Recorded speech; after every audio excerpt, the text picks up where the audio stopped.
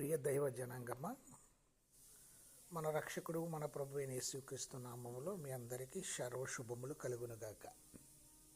లేఖనాన్ని మనం చూస్తే, మీరు ఈ రొట్టెని తిని ఈ పాత్రలోనిది త్రాగునప్పుడల్లా ప్రభు వచ్చే వరకు ఆయన మరణమును ప్రచురిద్దురు. మన ప్రభు బలలో పాల్గొన్నప్పుడు మనం జ్ఞాపకం చేసుకోవలసినది ఆయన మరణ సమాధి పునరుద్ధానాలను జ్ఞాపకం చేసుకోలేరా. ఆయన మరణాన్ని మనం ప్రచురం చేయాలి.